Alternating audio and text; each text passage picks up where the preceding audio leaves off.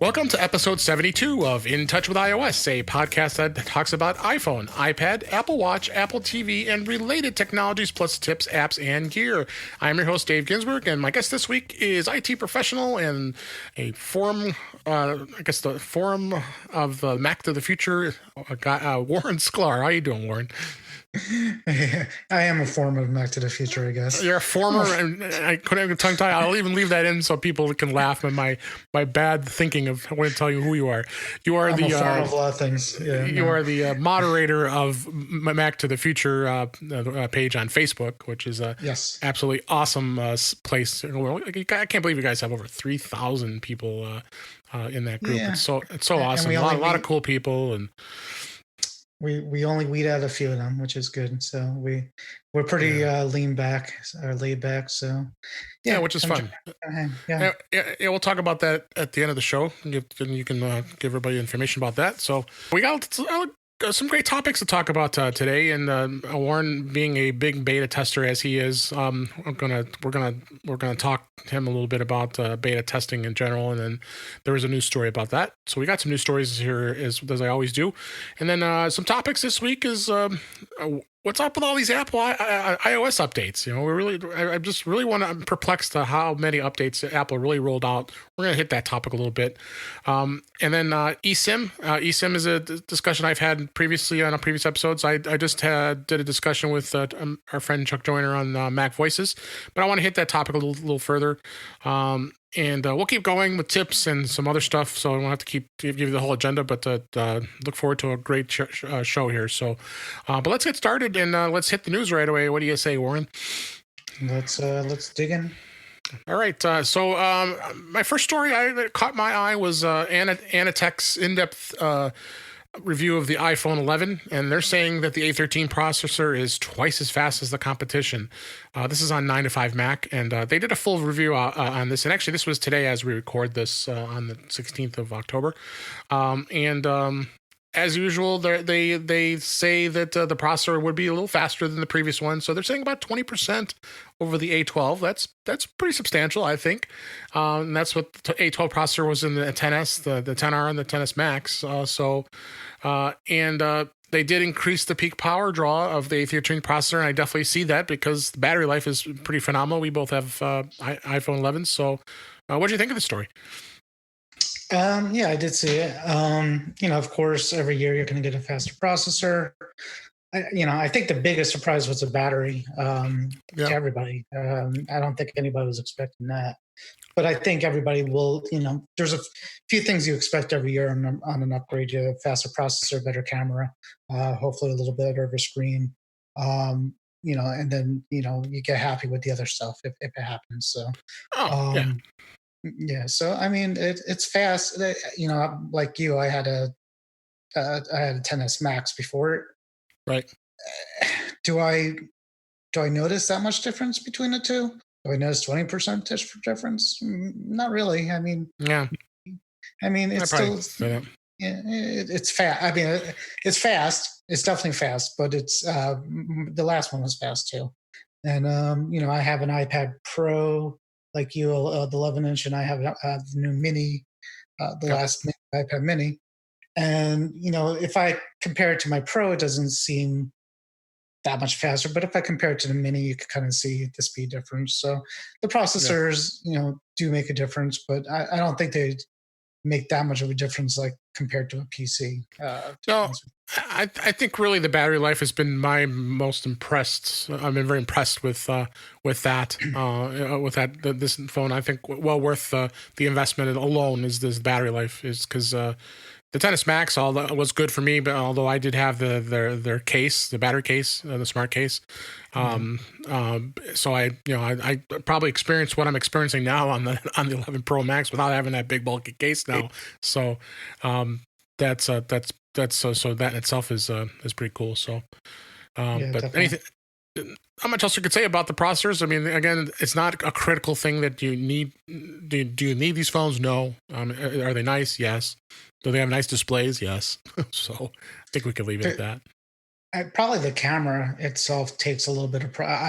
Not probably, definitely the camera takes more of the processing power than probably the previous generation. So whether obviously the like Deep Fusion's only available on 11 line, but could they possibly have put it on like a 10 or a 10R or 10X? I mean, I don't know. I mean, who knows? I think the article actually states that it needs the A13 processor for it to work. Right. But, so I don't know if it's because of the speed or because of something else. Yeah, absolutely. So, but that's all I really can say about that. And let's move on. I got another story here on Apple Insider, but this has been all over the news today. The FCC approved a $26.5 billion merger of T-Mobile and Sprint. That's been ongoing for a fair amount of time here. We've talked about this in the past, but FCC has actually given the official green light with the vote of approval, allowing the two companies to join. But there's a couple hurdles left to go here. A lot of states around the country are suing to block it, and so the article does say that T-Mobile Sprint are not going to proceed with this until that's all cleared up. What do you think of this merger? No, I mean, I switched to T-Mobile a few months ago per you and a couple other people suggested it. I know the merger's been talked about for a while. The only thing I think about is whether it's going to help with coverage if they get to buy Sprint's towers and use Sprint's towers and whatnot. And that's the biggest thing, and that's the biggest thing it mentions in this article is rural America is just brutal when it comes to having coverage for cellular service. I can attest to that because I was visiting in Southwest Michigan last weekend from when we have to record this, and boy, it was brutal. I was like, how do these people live? Well, I did have T-Mobile. Apparently, Verizon tends to have a little better coverage there, but that doesn't make sense. All the carriers should have equal. It should be an equal playing field at this point. I mean, and I think with this merger, it's gonna accelerate the 5G. I mean, the 5G coverage is going to make things even better. Make these rural areas be able to have internet speeds that they can enjoy because none of these big companies like AT&T and Comcast want to run any cables anywhere to these rural areas because it isn't cost effective for them because they don't want to run it. But you can put up a simple towers around the areas in the rural areas, and then you can get the much better coverage. So I would say they used to just have the satellites, right? I mean, they used to have satellites. Such lag. That's the problem with the lag. It was lag, and I think I've seen the commercials now where now they're trying to push those things out because they know 5G is coming, and 5G is gonna hopefully take those people out because in theory, if you could put internet speeds in the air like 5G says it can, then that's what you need to do because they don't have the infrastructure with the cables. So it will be interesting. I'm hoping the merger goes through. I'm a T-Mobile customer, very happy T-Mobile customer, I must say. And I think if anything, it's going to strengthen the company even more, and we'll get to see even more fun things that John Ledger is going to post in social media. He's a fun guy to follow. If you don't know, John Ledger is the CEO of T-Mobile, and great guy, and he's really built T-Mobile up. And again, I'm biased. I'm a T-Mobile customer. I'm not getting compensated for it, but I could tell you, I think it's the best thing I ever did. So I've been happy too. Yeah. So you were on T-Mobile as well. That's right. Yeah, switched over, and I think I got a free taco the other day. Yeah, there you go. Some free stuff. There you go. T-Mobile Tuesdays. You get the tacos and and you get free gas, 10 cents off gas every week from Shell. And if you're a baseball fan, every year they give away MLB at bat, which is awesome in itself. $15 last week. If you at the MLB shop, did you see that one? Yeah, you got discounts with this is the T-Mobile Tuesdays app, and they like giving stuff. Sometimes they kind of irritate me when they give away like cool bags, and the stores would never have any by the time you got there. I got my hat. They had a hat once, and I got the hat. Yeah, which is good. I got the credit card holder thing. It was not great. So anyway, we're going to move on to this third story, which will actually lead into a topic. Apple released the third developer betas of iOS 13.2, and then iPadOS 13.2, and of course tvOS, and then you also have Apple watchOS 6.1. So they're at the third betas already. And we're going to talk about how crazy these updates have been this time around in a minute here, but it looks like they do see some notable changes. One thing is including the ability to opt into a program where anonymizes voice recordings of Siri requests. A number of new emojis have emerged. I don't know if I know you're on this. I haven't started playing with this yet on my phone. But what do you think so far? I assume you've already got it installed and rocking? Yeah. Actually, was this? I thought it was the fourth. Was it the fourth beta of iOS 13 or third? Maybe you're right, but it's the fourth on the watch. It's the second on iOS. I'm just saying. That's what. Okay. Yeah, this is. You're scaring me. I thought I didn't get a current article. Yeah, this is on Apple Insider. It was today, though, right? Because it was something about 3 hours ago. It was today. Yeah. And you don't have it installed yet? No, I do. I have them all installed. Okay. I got to watch that. I was gonna say. So the when you first install them, the betas on the iOS, iPadOS, and macOS. First prompt you get is emulate the prompt, because if you enable Siri, it tells you on the Mac, but it basically says something like Siri sends information like your voice input, contacts, and location to Apple to process your request, and then you can say enable or not. So you kind of get that on all your devices when you first set it up, and you can say yes. Me, I say yes, sure, I don't care. Make Siri better. You're a glutton for punishment, I tell you. I'm not saying anything that I wouldn't tell anybody, and if you can make Siri better, then go for it. So there's that. The emojis, I'm not an emoji person. I don't even know what's out there, to be honest with you. But I could tell you that iOS, at least from last week's beta and today's beta, feels a lot better than what's out in release, because I had the release too. Yeah. And it fixes some things. There's still some issues. Mail is still kind of not quite there yet. There's still some issues with mail here and there. Not like silly stuff. Like once in a while, if you open up mail, it will open up to the last email you looked at, no matter where you were, instead of the default view or things like that. And every so often can't download from a server and things like that. But it's a lot better. So, I mean, the iOS beta, if you had a phone in your hand with iOS beta and production, you wouldn't know which one's which. It's basically the same thing. So, same with the iPadOS, and pretty much same with the Mac OS. They're not majorly. But yeah, it's fun. As far as the beta process, it's been rough. I've done these for. Yeah, you're a dedicated beta tester, and especially you do it on primary devices, which just blows my mind. I just couldn't do it. I mean, I've got a 12.9-inch first gen iPad. I've been using iPad Pro that I've been using it on, and then I have a 10R that I've been also using it on, and I'm more than comfortable doing it on those devices because they're not my primary devices. But yeah. You are brave. I kind of do the same thing every year, though. When on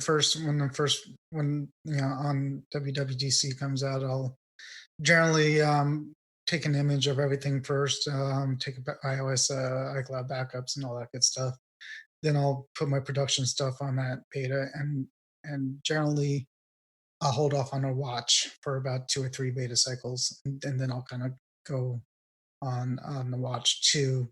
So I'll usually have, usually have an iPad and an iPhone. So historically, I would do an iPad on iOS beta and my iPhone not on the beta. But since now iPad and iPhone OSs are split, it's a little different. So this one's been rough. For the first 2 months, it's been kind of hard to deal with production machines, but we made it. I got there, and and now it's a lot better than it was.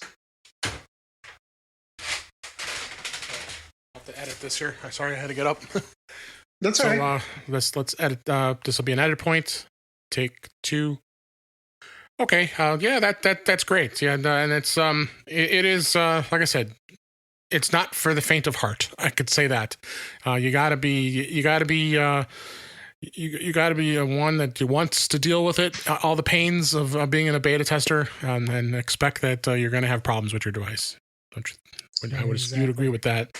But that's what we do. We like to figure out, a lot of these problems that we have as a tech. We kind of find ways around, and it's kind of neat to find alternatives. No, yeah, that's what you, as both of us being IT professionals, we love doing that. Yeah. And it's very interesting. So, but check it out if you can. You can do a public beta if you so choose. Both of us, of course, have developer accounts, so because we want to try it right away. Right away. So, there's definitely some interesting things. One thing I just remembered an article I wanted to touch on a little bit is I don't know if you read about this the fact that iPadOS 13 was causing some serious slowness on the iPad Air 2. Did you hear about that? I read it briefly, but I did see something about like that. Yeah, so our friend at Amex over at Tidbits, he wrote an article about it, and it looks like it was a isolated. It wasn't a ton of problems with it. So, but more so something to be aware of. I'm gonna put a link to this article in the show notes if you had experienced any iPad Air issues. Be aware if you haven't upgraded yet to iOS 13, you might want to hold off a little bit. But I think for the most part, it's been okay. Because as I read through the article, it said there were some people that were having issues. I put a link there in the show notes on that. So, check that out and be aware. The Air 2 is it's an older device, and just like anything, Apple does do support a lot of devices, which is great. But just kind of be aware of that. So, so with that, let's lead right into some of the topics we were going to talk about today. What I wanted to talk about is what is with all these iOS updates? I was just dumbfounded how. We started off with 12.4.1 before iOS 13 hit. And then of course, when you got the new device, 13.0, which of course you're never going to expect is going to be around much longer than a few days, sometimes a few weeks, depending on, I think if you look back on the issue, I have a link in the show notes to the Wikipedia article that everybody is always updating all the versions. I just find it interesting to see what all the fixes were and what they went through. So you started at 13.0, then you went to 13.1, and that was on September 24th. That was like, what was that? 4 days, 5 days after the 13.0, wasn't that? Something like that. And then we just had one the other day. Yeah. So then you go to 13.1.1, which was 3 days later. Fixing more bugs, and then you had 13.1.2, that was another 3 days later, and then you go to 13.1.3 that just got released. Was it yesterday or the day before? No, yeah, it was yesterday. Yeah. Or was it today? I don't know. Today, the 16th. Today was the betas. Yeah, yesterday was the other one. It's just crazy. October 15th, so it was yesterday. Yeah. So it came out with the Catalina supplemental. So what is your thoughts? I mean, you're a beta tester. You've seen it all. Why do you think Apple has had such a problem of making this a stable release? I mean, like I said, I definitely noticed that the betas are, or let's say 13.2 is definitely a lot better than the 13.1s out there, because as soon as I put it on there, my phone was acting faster. It was behaving better. So, yeah. I mean, what the problem I have is, Apple just needs to dump this publicly out, this 13.2, and stop messing around with these point updates at this point, because it needs to be done. And then for the people who bought, the Pro phone or the 11, I guess, with the, you saw, they saw the news, people talk about Deep Fusion, and they're like, I want the Deep Fusion, and it's like they don't have it, and they're reading some articles saying, well, it's out in beta, but they can't use it until they get on 13.2. And I would be upset if I wasn't a beta user and I had a Pro phone that could take these great pictures, but Apple's just not releasing what's needed to be released. So that's a bad look. I think they just need to get it done and get it out. From a normal user perspective, I had to pull my son and my wife's arm and leg just to go on to 13. Finally got them on 13, and then like a week later, the update came out. I'm like, did you do your update? And they're like, no, I don't feel like dealing with this anymore. So and then at this point, I'm like worried to even tell them to do the updates, because like every time I tell them to do an update, 3 days later a new update comes out, and normal users, they don't like that. Techs like it, we like it. I'm fine with it. I love updates, but they don't. Yeah. So I'm always one. As soon as I read about it, it's funny. I my 13.1.3 came out yesterday. I'm sitting at the lunch table with coworkers having lunch, and I go look at the news like you and I both do at the same time, and sure enough, there was another update. Oh, geez. So I go into software updates and force it to update. And I'm usually right away. I run the updates. Yeah. And as you got a good internet connection, you go and do it. So. I'm just like you, but this was a crazy round. I mean, it's gonna be interesting to see what happens with iOS 14. It's a bad look it's a bad look for Apple, for the normal user, because it really is. Because you got this, everybody jokes around. I mean, the jokes are Windows, makes you update it all the time, and that's one thing that Apple was good at not doing. And so, right now the new OS has more updates than probably the new Windows does, and they have to get it together. They have to just put out 13.2 and just they should put it out at least next week. Get it out. I'll be anxious to get it on my 10R and see how it performs, and I think I already downloaded it on my other iPad, so we'll see how that goes, and just go along. Deep Fusion works. I mean, people are like, maybe it's not ready yet, but I think it works. I mean, as far as I could tell.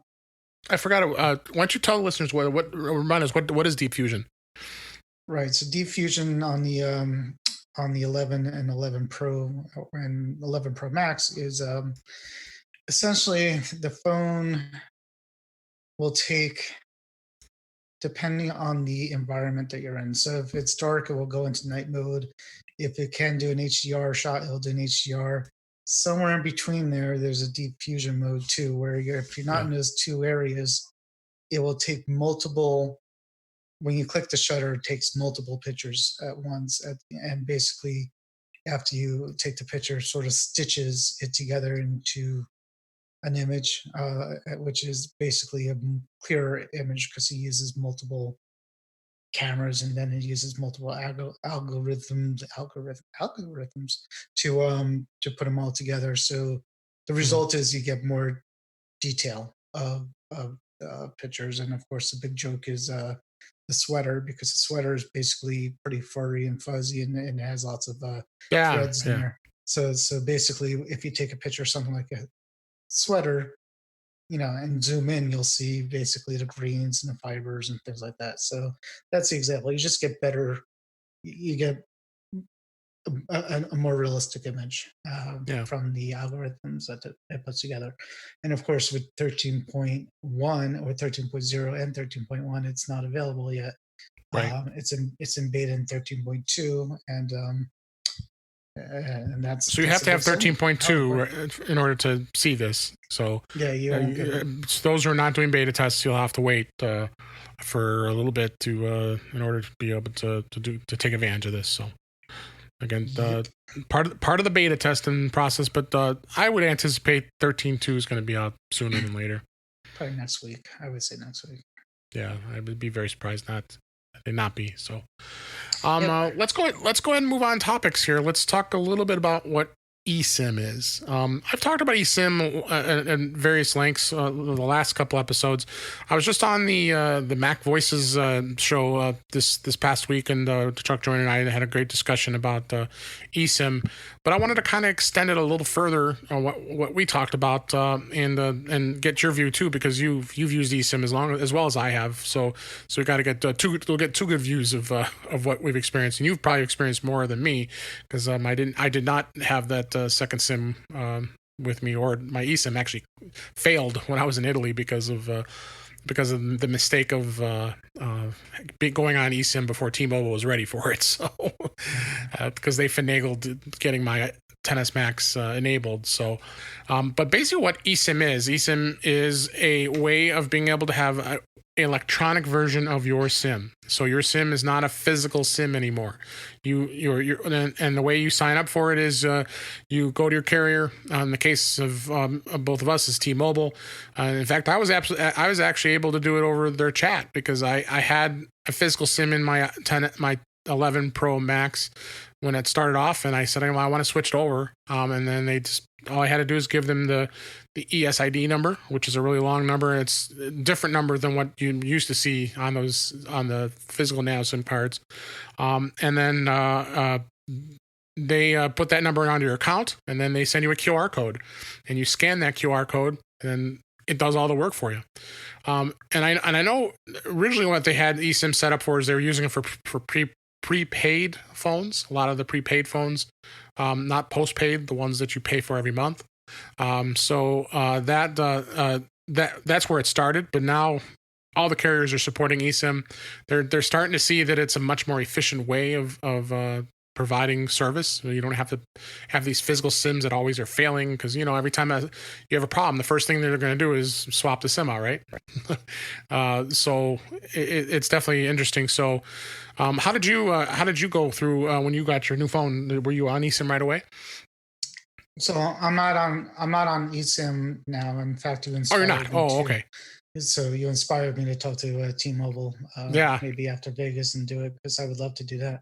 Yeah. So I still have a physical SIM in my phone now, okay. Which is the nice part about that is when I went to Apple and bought my phone, the only thing I had to do was take the SIM card out of the old one and put it in a new phone, which with an eSIM I'm assuming it's not that easy. You have to probably call T-Mobile and give them the new IES, the new IMEI, probably the IMEI. It's a ESID now, is what they call it. Is it? So you have to do that, and they have to swap it to the new phone.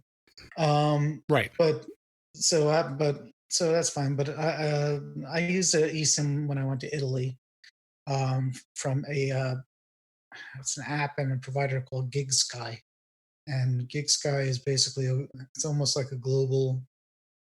It's a global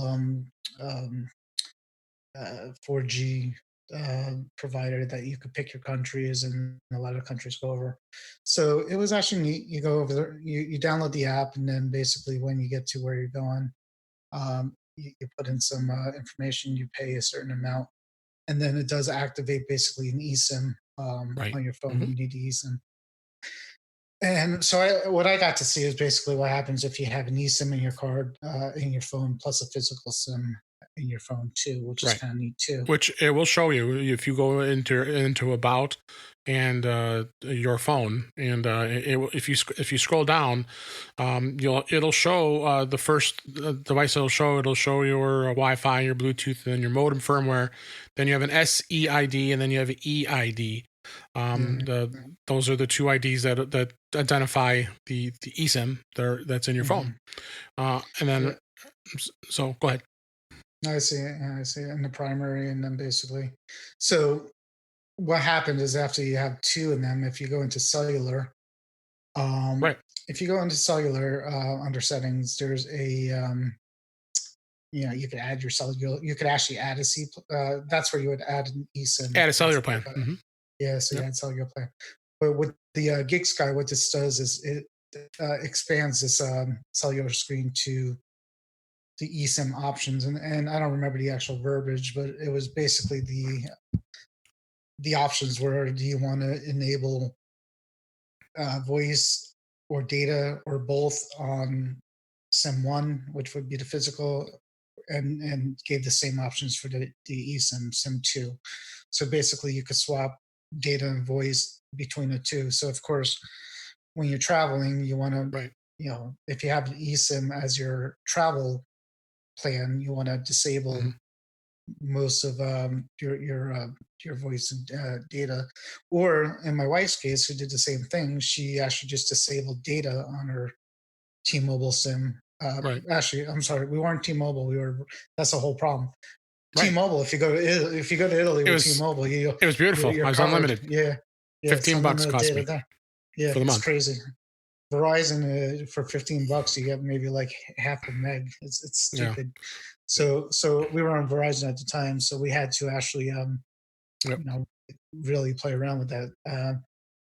And the Gig Sky wasn't crazy. It was pretty expensive actually. If you look at it, it's still cheaper than Verizon was. So when we got to one country, I think I actually bought a SIM at the country I was in and just popped it on and that way. But yeah, it was cool that you could kind of dictate which SIM could do what. Exactly. And like in my wife's case, she still wanted to get calls because she whatever reason. So she was able to enable voice on her physical SIM and then voice and data on the eSIM travel thing. So it was it works. I mean, there was actually, just a heads up, there's some issues though. So when you put if you have dual SIM, and the issue I had, and this might have been because it was like on beta 3 of iOS 13. See, it comes to bite you. It was crazy because the other SIM kept changing my region back and forth on my phone. So my contacts got crazy because the phone number didn't match up with the phone number on the contacts. So all my contacts weren't right. So I had to fix that. So I don't know if that's been fixed, but that's the only issue I really had, was basically the global eSIM card was basically telling my phone that I wasn't an American phone and I was in Italy, and change all my phone numbers. But, okay. Yeah. Other than that, the way I'm demoing it is I have a SIM card I'm trialing out, Mint, for Mint Mobile, which is basically an MVNO carrier, secondary carrier to T-Mobile. So I basically have two T-Mobile numbers if you really think about it, but it's through the Mint carrier instead. So when you go into the cellular settings, and where I went in the phone is I'm going to settings and then cellular. Under that, it's going to actually show you cellular data. And then cellular data, if you have both both cards going in there, because it's going to show both your cell plans in that list. If you go to cellular data, you're going to be able to choose which one you want to use as far as which data plan. So you may want to use up some of your cellular data on the other plan if you have a second card. And this comes into the case too is if you have a business line and if you have a personal line. There's a lot of people I watch that I see all the time. They're carrying around two phones. That would drive me crazy. If I had to carry those two phones, I mean, I always have extra phones with me because, just like you, I'm a crazy IT person. So, but in this case, you can choose in the cellular data which data you want to use. Now, of course, in the case of my T-Mobile plan, it's unlimited, so I shouldn't even worry about it. But there might be sometimes I want to go on to the Mint Mobile, and or in anybody's case, you might want to switch to different data depending. You have that option. Then you set the default voice line, so you can set your primary or your secondary as which one you want, and that's pretty cool. And then the personal hotspot, you can turn that on, and then of course the hotspot would be based on which cellular data plan you have set up. So you have that. And when you go into the actual cellular plans, when you choose one of the lines, in the case of T-Mobile, let's say, I tap that line, and you have options like you could turn the line on or off. So if you wanted just the one SIM and not the other one, you could turn the line off. There's a tick under the settings there to turn that off. You also can label each one of those lines. So if you go into the cellular plan and label it, you can change the labeling to however you want to label it. They give you a lot of options, like if you want to call it business or just cellular data. There might be a line all you use it for is data. You don't use it for phone. which is really cool. I mean, it really tells me that you can use your iPhone as almost like a MiFi, like a MiFi hotspot, just by setting that to that type of device. And then you go through, turn on Wi-Fi calling and all the other stuff. You have all the other settings that are in there as well. But it's pretty cool. I'm very impressed of how Apple got this set up. Again, I don't know if we didn't mention it, but this is only compatible to the XS, the XS Max, the 10R, which is the current model, low-end model. Then, of course, the 11 and the 11 Pro are all have the capabilities of this eSIM. Any phones older than that, like if you have an iPhone 10, unfortunately, you don't have the option to do eSIM. So, any other thoughts you want to throw in there with eSIM before we move on? No, I think that's pretty much. Other than you inspired me to, I have a question for you.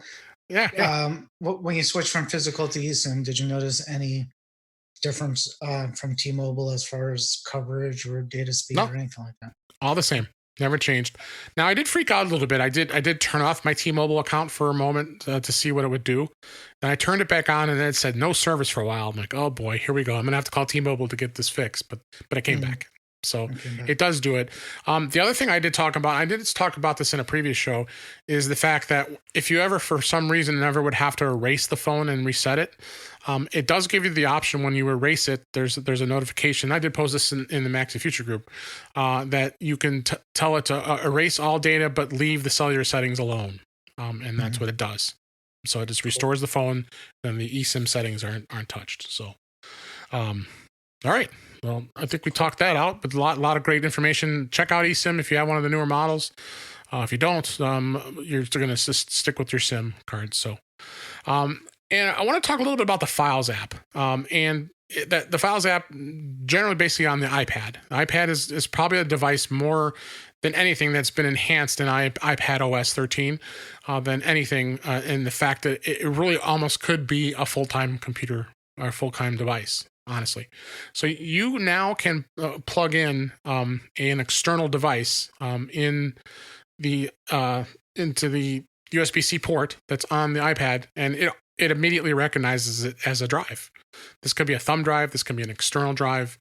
Now, of course, buyer beware which the devices that will or will not work. It all depends. And I don't know, Warren, have you tried some? Because I did try some thumb drives and they didn't work. I've had my 11 Pro for a little bit. I haven't actually tried it. I can't think of anything. I'm just amazed. I'm more advanced with you with some of this stuff. I mean, you've tried stuff. Just real quick, I have a SanDisk Lightning connected thumb drive. Okay, that's what I plugged that into my iPhone with the new Files app, and that's pretty cool. It sees that as a drive now. And we've got a couple picks. I've got a new SanDisk drive I just bought, and I have other things as well coming up that do work really well. I had a thumb drive that I actually have a Samsung thumb drive that has a built-in USB-C port with a USB-A adapter that comes with it, which is pretty cool for having a thumb drive all in one. That worked, but sometimes you'll get some of these drives which are the USB-A, which is the one everybody knows. And you put a USB-C adapter on it, it may not work. It all depends on the power and how much it can handle the power. And also some of those external drives, they may require a little too much power that the iPad can really drive it. So that in itself is really cool. People have been clamoring for this for a while. You finally can manage your files on an iPad without having to go through all those hoops of how do you do it. And the problem is, for 7-8 years we've gotten good at not needing to do it, and so I'm still struggling. Personally, I'm struggling to figure out what I would do with the Files app. But it's kind of, obviously you could open up, documents and pictures. Well, and I mean, videos. the other great thing is it's linked to iCloud Drive. So if you're on your Mac, let's say you've got things on your desktop, or if you've got some stored, even maybe if you have your downloads folder synced, you can easily get to those files and open them right from the Files app, and then it'll open it in whichever program that you actually have. Pretty common things would be like a PDF. That would probably be very common that you would open things like that. And sometimes it also comes in handy actually now when you're on like in Safari or online and you download something. Right. Previously, if you download something that didn't know what to do, but now it will save it to. One of the options is to save it to files. So that's kind of a neat thing, rather than like to, send to a program, which is what it used to do. Like if you download a PDF and clicked on it, it would say, "What do you want to do?" And says, "What do you mean I want to do? I want to have this file." No, you can't have it. You could send it to Adobe, or you could send it to something else. So it's definitely that's a good use case for downloading files to it. Absolutely. And then the other cool thing is being able to link all your cloud services right in the Files app. So it's all like a one-stop shop. So I've got like Google Drive and Dropbox and Amazon Drive and OneDrive are all linked to the Files app. So you can get to those files. Well, let's say somebody's sharing something with you that they're on that service and they're not on another service. Now you're able to be able to share it. The only thing they haven't really enhanced yet, and I know is the sharing of folders in iCloud. There was some. Maybe it was in the beta that they were waiting to enable that, right? It never. No, even in the betas, it wasn't enabled. It hasn't been tested. So yet. They're still having challenges with that. So that's the only drawback to iCloud Drive. If you want to share stuff, it's a little more challenging. So that's why we have Google Drive, and we've got Dropbox, and Box is another one, and all the others that are out there that you can easily link to if need be in one place. No, it's a really cool thing that Apple did with the Files app. I'm very impressed of what they've done, and I don't think much else we could say about it other than check it out. And it was due. It was due, and they did it, and now we can't tell them to do it anymore. So it's there. So and you say it's it's on the iPhones too. So we say it's good. We say it's good for the iPad, but it's the same on the iPhone, which is also good. Right, and I forgot to mention that with the devices that have a Lightning connector still, because there's still plenty of people out there on iPads that have the Lightning connector. Like my iPad Pro first gen is a Lightning connector. You have to have that the camera connector kit or the dongle or adapter. That's it's got the USB connection to it that would plug the device in to that adapter. Or to be able to, or the thing I have, which SanDisk and a few others have them, which is they've got actual set adapters, right?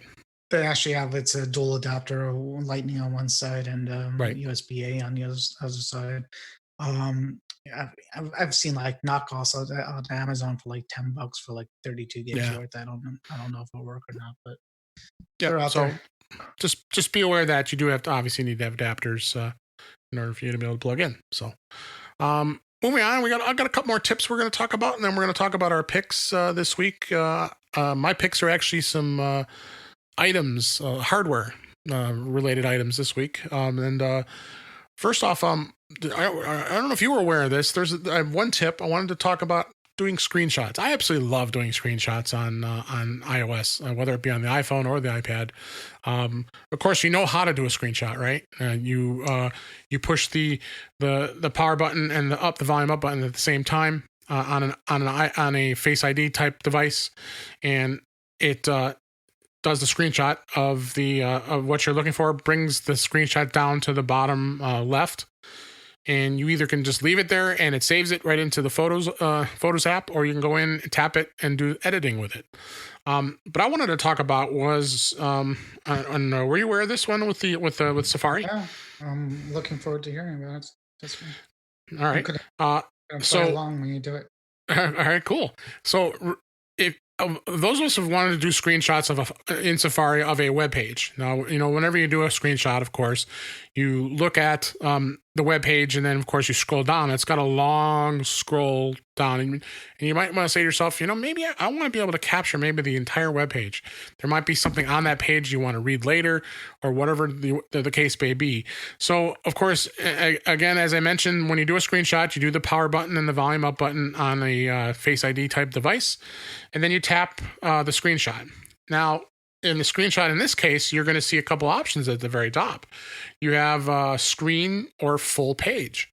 So if you tap full page, now what it's going to do is it's going to convert that screenshot you just did into the full page that scrolled all the way down of all that web page. Isn't that cool? And then once you're done, you tap done, and now it's going to give you a couple options of how you want to save it. So what it's going to do is it's actually going to save it to files. It would save it, so you tap save PDF to files. So then you choose where you want to save it as a file in the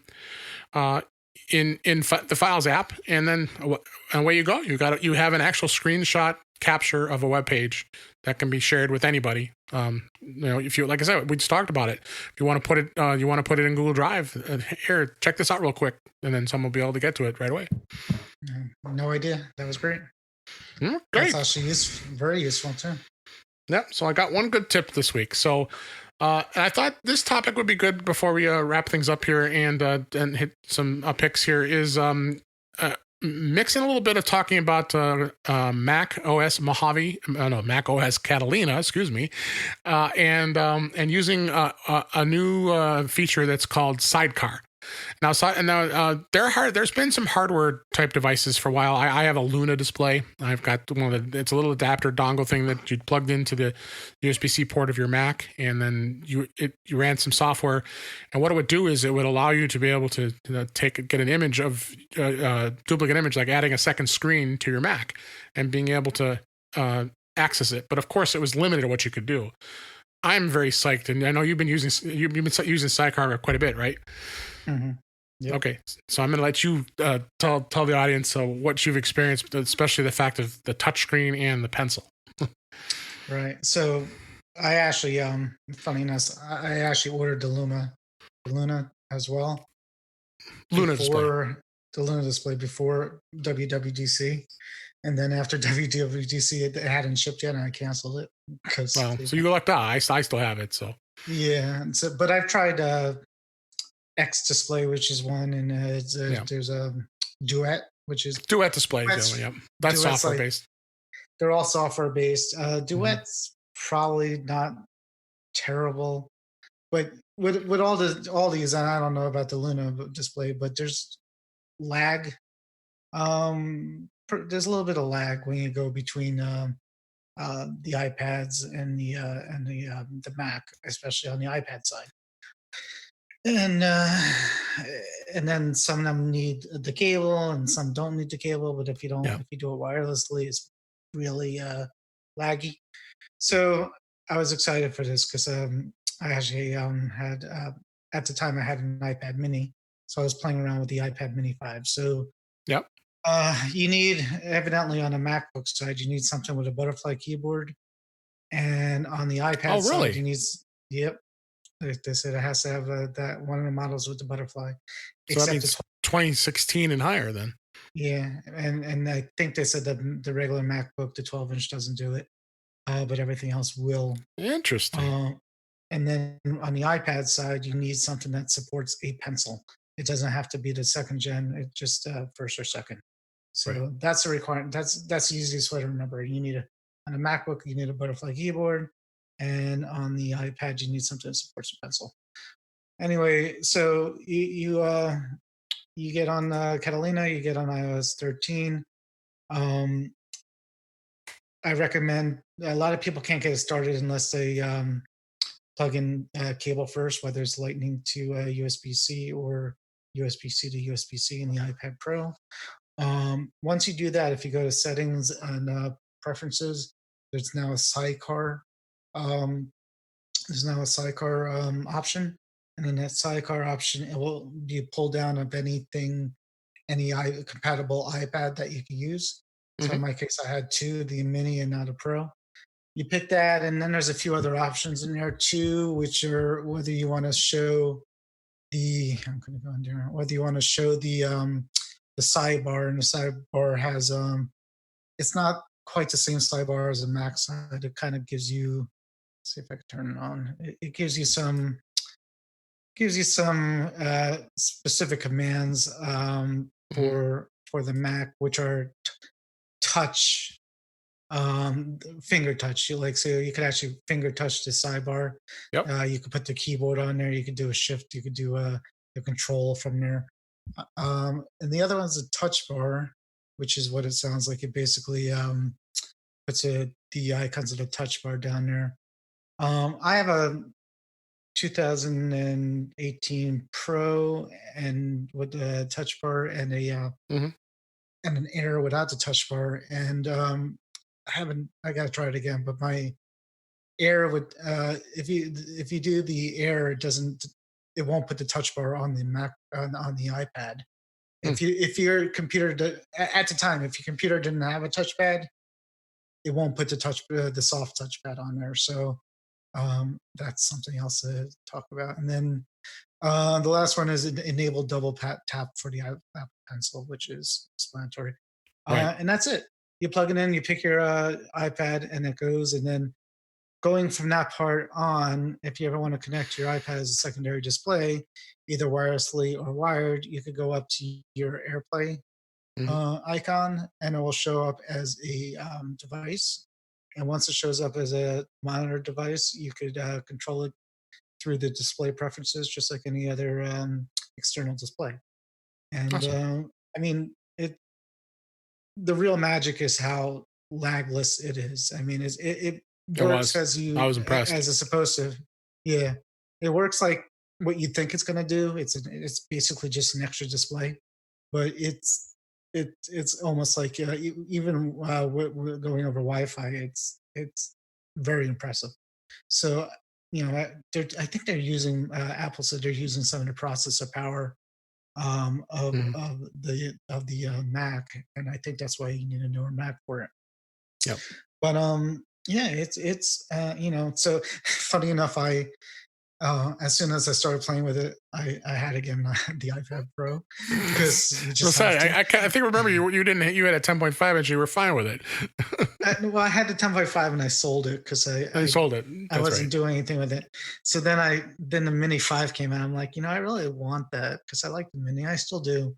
Yeah, the Mini is nice. And then the sidecar came out. I'm like, yeah, I just got to do it. And on the iPad Pro compared to like the Mini, the display is just gorgeous. I mean, it looks just as good, if not better, than the built-in display on the MacBook Pro. That's awesome. It just looks great. So basically, if you're traveling, if you're going to Starbucks and you have a compatible iPad and Pro, there's literally no reason why you can't have like very easy setup, 2 monitors going for you. It just works. So I did throw a link in the show notes for it's on imore.com article on what Mac support sidecar and what iPad support sidecar. So everybody will have a whole laundry listing as far as that, as well as requirements for using sidecar. Like you said, for Wi-Fi use, Bluetooth use, handoff is turned on. So all kinds of stuff, and you'll see, this is a great article, and you'll get everything you want to know as far as compatibility. I think it's going to sell iPads, to be honest. Oh, it really is. It really is. I think it will. People. I mean, I would have, if I didn't have a good iPad, I would, definitely buy one for it. You're getting it's not a cheap second monitor, but it's a really nice second monitor. No. I mean, it does other things. a lot of businesses, people are traveling with laptops, and they say, hey, you know what, I really need to have a second monitor. And ASUS makes a great travel monitor that I've seen been given out to a lot of companies. But it is cheap, $199, $200, or $250 versus what an iPad is. But unfortunately, in the case of business, there's still a lot of PC users out there. This is not available on the PC unless they've got something that we're not aware of. But we stay in the Mac world, so we're not worried about it. So because it works with Mac. Duet does work with PC. So I have Boot Camp on my machines, and that's right. Around with it. So Duet will work. It's just a world of difference. So I mean, it's. Oh, I'm sure. It's just so much more pleasurable to use the sidecar than anything else. That's right. You can do Boot Camp, or even I use Parallels, and you can put Parallels windows on that second screen on your iPad. But Sidecar does tricks too. Like, as you said, the Apple Pencil works in some places with it. One of my favorite tricks is it shows as an app. So when the Sidecar is running, if you go to multitask your apps, you'll actually see Sidecar listed as a running app, and you can switch around seamlessly between other iPad apps, and then go right back into Sidecar like you never left it. So right. It really is. It's a second display that could be an iPad. It's great. Absolutely. All right, little time we have left. A couple picks I have for this week. The first one that I'd been wanting to buy, and then finally the price came down to where I wanted it to be, was this is a SanDisk 1 terabyte extreme portable external SSD. Very fast. It's 550 megabytes a second file transfers. It's USB-C on board, and it's also works with USB 3.1. In the box is this little small, almost like a big flat pack of gum. I mean, it just blows my mind how small these devices have gotten, and have 1 terabyte of data to be carrying around with me at all times. So I wanted it to be able to copy files over and be able to store stuff with me at all times, and not have to worry, and not have to carry around 50 thumb drives, It does come with a USB 3.1 adapter, which is cool. So it plugs right. It's like a little adapter, plugs onto the USB-C cable that also comes with it. And as I talked about earlier, I had that. It's called the Extreme Portable. It plugged right into my iPad, and the Files app recognized it immediately. And you said you have one of these too, like one of the older ones. I have it. It's a WD one. It's about Western Israel. Okay. Yeah, it's 500 gig, and it's they're great. I mean, like I was telling you before we started, I had a clone on there once. Like, that's right. You cloned an OS. Yeah. Yeah, so I cloned Mojave on there, and if you just boot off it, it's almost. I would say it's probably as fast as like a 2015 or 16 MacBook. That's pretty cool. It's not quite as fast as obviously the super SSDs they have in there now, but it's fast enough. I mean, it's usable, like permanently usable. So, but more so, my focus to talk about was the fact that I can use it with my iPad, and I definitely won't be using it to boot. But who knows? I'm an IT guy. I love playing around. I might erase things, add things. I like doing that. But check it out. Do a time machine backup on it. It's like you could do. I think my 200 gig hard drive backup for time machine on that thing when I've adjusted it. Yeah, about 30 minutes, maybe 35 minutes. You could do that for sure. Got a link to that in the show notes. And then the second item I bought recently was a new case. I never could find a really good case for my iPad Pro 11-inch. The keyboard is not the greatest. I have the keyboard, the Apple keyboard case, and it doesn't protect it. It falls off all the time. So I really wanted to have a case that would not only be durable, but it also would give me some more flexibility. And this one I purchased was the Muse case, and it's made by a company called Zugu, Z-U-G-U. And what I like about it is it's very protective. It's thin. It's lightweight, but it's also magnetic. So you can flip the cover to the back, and there's about 8 notches that the back flap comes out, and it goes and notches down all the way to almost flat. So it was great. I was on the plane when I was traveling, and it was beautiful. I had this thing almost flat. I didn't have to worry about it falling or having any issues with it. And it had a nice angle to it. The other thing that it really is awesome is it accommodates the Apple Pencil, the second gen, of course. At the very top, it's got enough of a notch that the pencil fits in there and hits the magnetic on the iPad. They open it up, so when you put it on, it charges it. And then a lot of times, I had a case where the pencil it's a pain where it was holding the pencil, but it either would always fall out or it just wouldn't work well. So what it does is on the back of the case, it actually has an elastic holder, and you put the pencil right into the elastic holder, and it sits there because you don't have to have it be charging all the time. So check it out. I think it's a great case. I was very impressed with it, and I'm very happy. It's at $60, $59.99 on Amazon. I'll link on the show notes for that as well. With that, Warren, I'll put you on the spot. Do you have anything you want to have as a pick? So many toys and gadgets and things that I bought. If you don't, I think we're fine. I understand. We didn't talk about it before the show, so no. I think, if it's out there, I probably have it. Yeah, you are. You do like. I mean, I also didn't. I failed to mention that you also do lots of reviews on mymac.com. Yeah, I do product reviews, and then if product reviews from there, I just buy it myself. The one thing I'm using all the time now that I really like are I put a link, but the Bose sunglasses. Oh, that's right. They're really cool. I mean, they're really underrated, but everybody who buys them likes them. It's basically link in there, but it's basically a pair of sunglasses with speakers in them and a microphone in them. So, it for walking around outside, it's inconspicuous. People don't know what you're doing, and the sound's good and the quality is good. So that's one of my favorites. Yeah. All right. Cool. All right. I think we could go ahead and wrap things up here. But I wanted to I want you to tell everybody how they can find you. We talked about the Mac to the Future Facebook group. I know that's your primary place. Tell people a little bit about the MacBook Facebook group, and you got to be a Facebook member, of course, to be able to access it. So go ahead and tell them. I'm on Instagram and Twitter, and I think everything is W Sklar if you really want to get a hold of me there.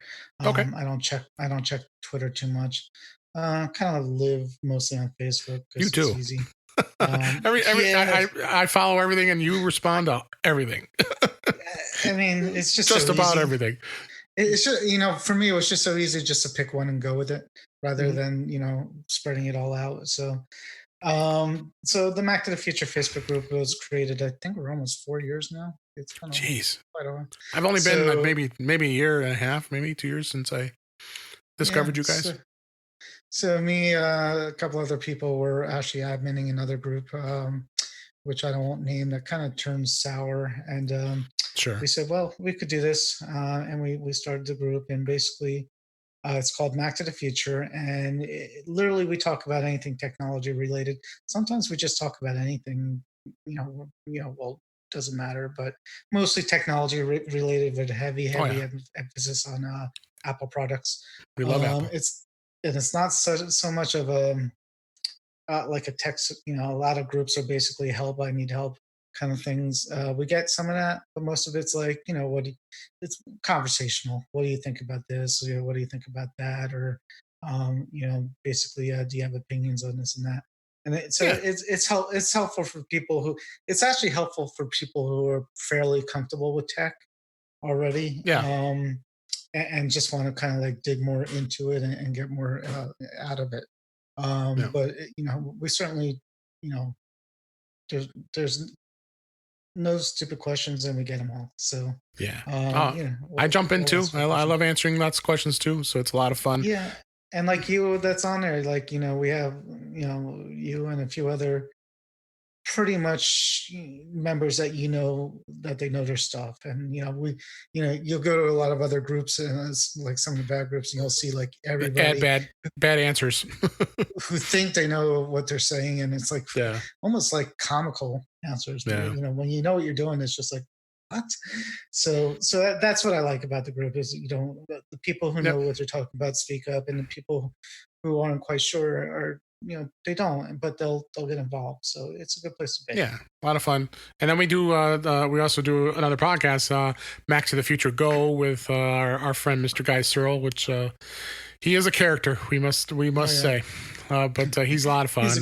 He's a good guy. He's a good guy.